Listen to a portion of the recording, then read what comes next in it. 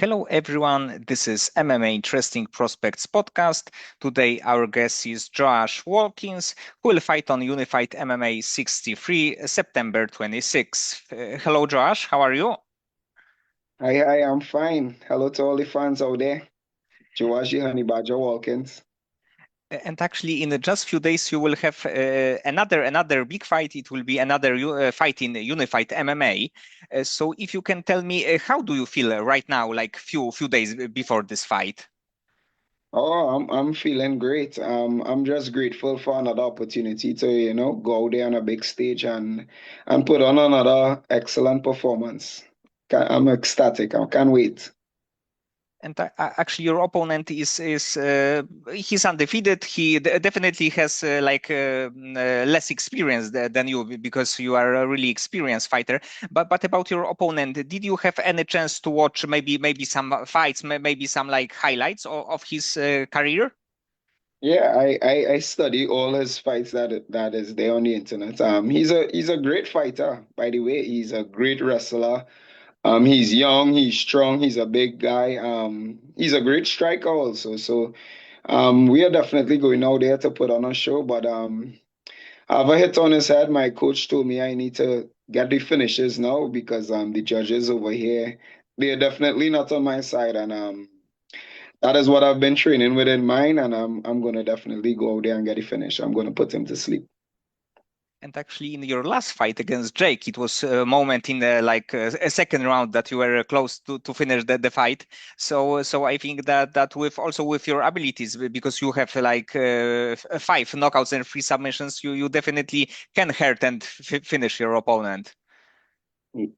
Definitely, I'm the honey badger, and the honey badger comes out there relentless, no matter what, no matter the size of the opponent. And yeah, this time I'm training with a different mentality. Normally I train, but first time in my life I actually train with the mentality that I'm going out there to finish someone. So this will be an interesting one. And about 1 year ago, when you defeated Adam Asenza, you were on the actually 12 fights winning streak. So it's definitely really long winning streak. So at that point, were any like talks you to get maybe to the UFC, maybe to some big other big promotion? Um, After the fight with Adam, I fought TJ Laramie, and I think the fight with TJ Laramie was actually the breakout fight for me. If I had won that fight, it would have opened a lot of doors. But unfortunately, I lost to TJ Laramie, and just realizing that I probably need to go back down to 135 because wow, TJ Laramie was a really big and strong dude. No one was ever able to help to hold me down like that, and I only realized at my last fight when I saw TJ Laramie in his natural frame. Then I realized, wow, this guy is really big. He looked like about 190, close to 200 pounds. And I was like, that is what I went against.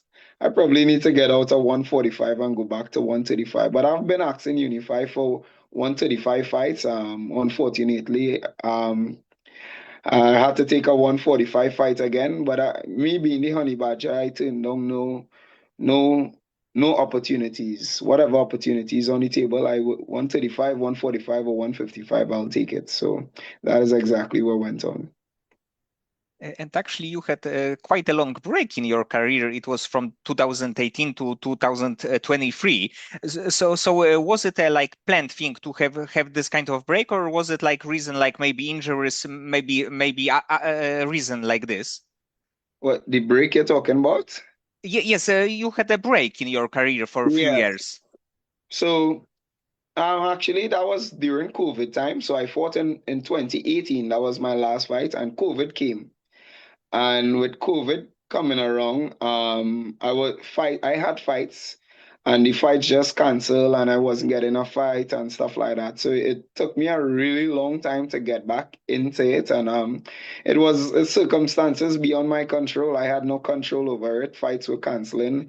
COVID, you know how the world was in that point in time. So I just stay steadfast. I do what I had to do in that time. I was able to start my gym, which is HitFit, one of the best fighting gyms in Trinidad and Tobago, and that is what came out of that time. And now I have Hit Fit and I have a stable of fighters. I train there also myself, and we are building a nice coaching staff so we could compete with people around the world. So that is what went on in that time when I missed that 5 years. It was a crucial 5 years of my life. A lot of youth in that time, but that was just in God's plan. I had no control over that. Everything is in God's will. So when you have your gym and also your team, maybe like much more fighters from Trinidad will go to some bigger promotions. Maybe in a few years, your gym will be like one of the best regional gyms who can produce like top level fighters and talents to the US. Yeah, well, that is the goal. I only have a few more years in this fighting game. I'm 35 years, by the way, so I'm not gonna fight on. I'll probably fight until 40, but the real fighting, I'll probably fight till 38 and then retire, and probably I'll take a little celebrity match here and there, like like how Jake Paul and them doing it, those kind of matches. But my real goal after fighting is to bring up that next prospect. That is my passion. Coaching is my passion, and sharing my knowledge and actually changing lives through martial arts is what I really love to do. And that is what God has put me here to do, to impact the world through fitness and martial arts. And that is what I'm going to do for the rest of my life. And yes, hopefully we could have a world champ or someone to make it to the big promotions and stuff like that. We already have good prospects, but I know it will only get better as time go along. And when you fought, like when you fought professional as a professional before, did you have a chance to go to other gyms, like maybe US, maybe in Canada, because you are fighting there, to the gyms just to, like, let's say, take the knowledge from the coaches from other gyms? Yeah, I had opportunities to go Brazil. I trained with the wrestling team in Brazil. I've been to Jose Aldo gym in Brazil. I've been to some of the best kickboxing gyms in the world in Holland. Mike's gym, and I forget the next one where Giga Musasi train. Giga Musasi. I forget the name of that gym. I've traveled the world out, and I've been competing since at the age of 10. And my career started over 25 years ago. Started all doing stuff like judo. I've been representing my country all over the world. Judo, I've been doing combat sambo. I've been to 5 combat sambo world championships. I've placed second in 2015 at in Morocco, Africa, combat sambo. Yeah, so I've been doing this all my life, and I've been traveling all over the world: Russia, Japan, Africa, Holland, Brazil. You know it, to train and to fight and stuff like that. So it's not just Trinidad and Tobago, but I've a wealth of experience all out. The only place I haven't been is America because I had my US visa turned on a couple times, but hopefully, I'll be able to go there. I want to go Dagestan one day to to upgrade the wrestling and stuff for my coaching abilities' sake. But yeah, I've been blessed as an athlete to travel the world and meet a lot of fantastic people. And lately, I'm in a lot of connections with Niagara Top Team, and they are one of the best gyms in the world. And I really enjoyed being there. I feel like one of theirs. They have me as one of theirs. Just want to say congratulate to Cody.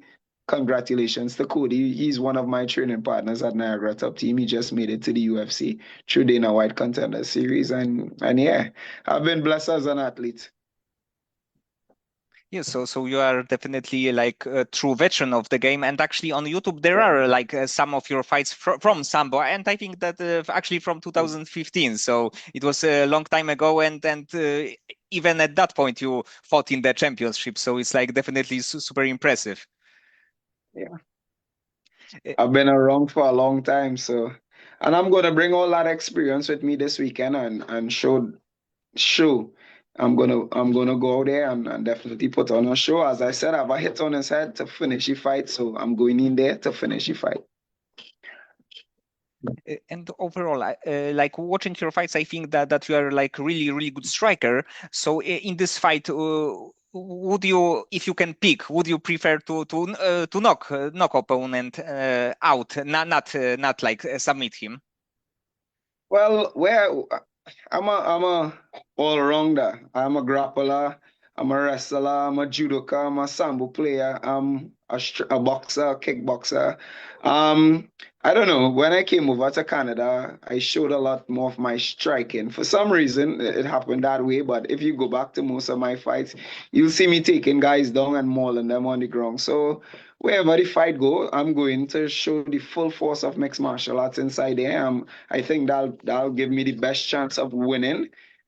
Showing my full game, and I'm going out there to demonstrate my full game in full force in order to get that KO that I truly desire.